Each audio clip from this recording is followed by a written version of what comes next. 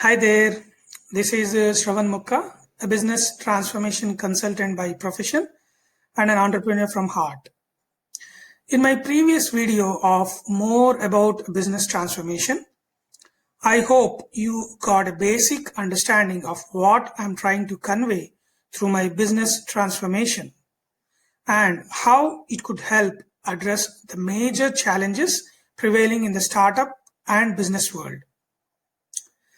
As you know, my business transformation comprises of 12 steps, which covers end-to-end business journey.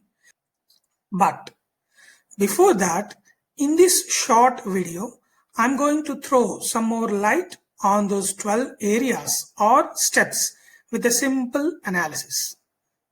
This will prepare you for going through my next set of 12 videos very comfortably. Let's take an example of a startup. Assume someone wanted to launch their startup.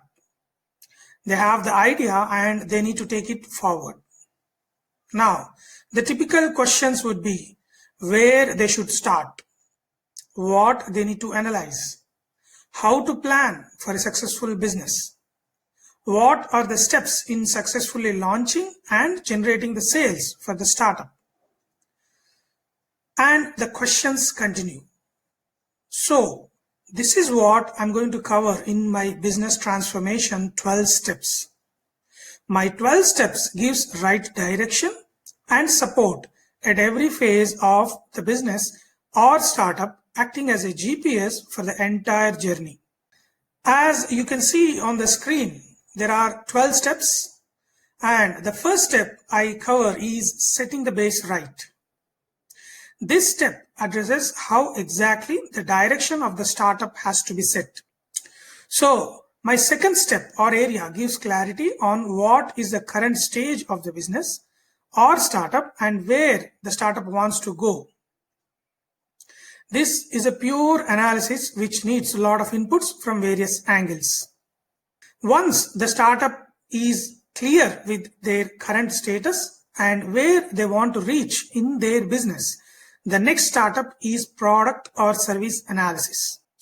We might like our product or service, but it has to be properly analyzed in multiple angles before actually launching into the market.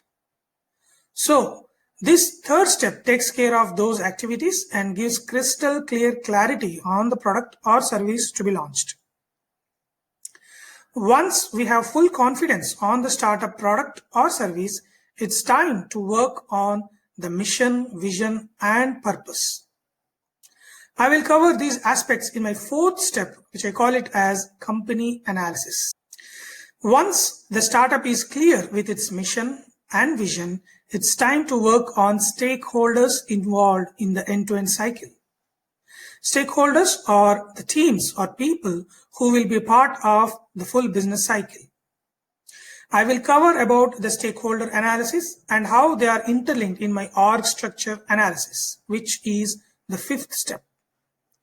This forms the basic framework for the business journey.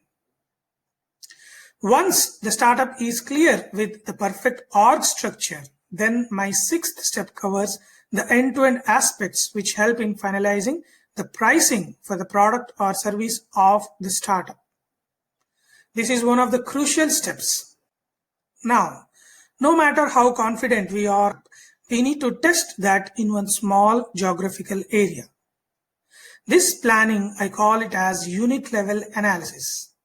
So, in my seventh step, I will explain all the processes which will take care of total unit level analysis planning. Once we are ready with appropriate planning on paper, it's time to test the startup in the actual market. We have to understand that there might be differences between planning and execution. These gaps will be analyzed with specific metrics in my eighth step, which I call as pilot launch. Once we get clear inputs for the startup product or service from the market with pilot launch, it's time to work on sales strategy. All the inputs related to sales strategy will be covered in my ninth step, which I call as sales strategy. The next step for generating sales is to work on exact sales cycle, which I will be covering in my 10th step, and I call it as sales cycle. Okay, if you observe, we started from initial step such as our product or service basic analysis till a proper sales strategy and end-to-end sales cycle till 10th step. Now it's time to work on the teams which support sales. They are non-sales team, but they will support the sales. I covered each and every aspect handling this in my 11th step, which I call as team management. All the teams such as accounts, operations, marketing, branding, whatever you name, all those teams and activities and the requirement analysis will be covered in the 11th step of team management. Finally, I cover all the aspects related to the product or service launch in multiple areas in my 12th step, and this I call as expansion strategy. So we covered the end-to-end aspect from step 1 till growth and expansion in multiple areas. This is what my business transformation covers.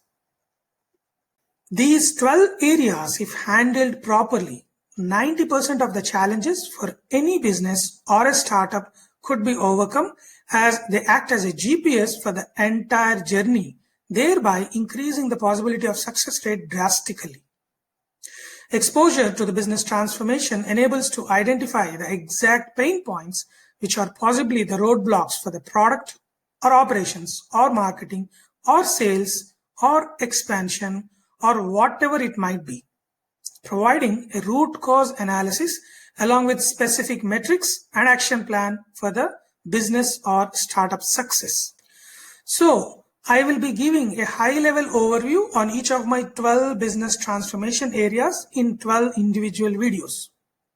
You will certainly get a basic idea on all the 12 core areas I'm talking about once you go through those short videos. Irrespective of your current background, I have something valuable to share through my 12 short videos on my business transformation core areas. Millions of startups and businesses are struggling with multiple challenges, and I try to cover almost 90% of those challenges with my step-by-step process and metrics in my business transformation. So, to conclude, thanks for your time, and I see you in my next videos. Wish you all the best and have a successful and happy career and business progression. Bye for now.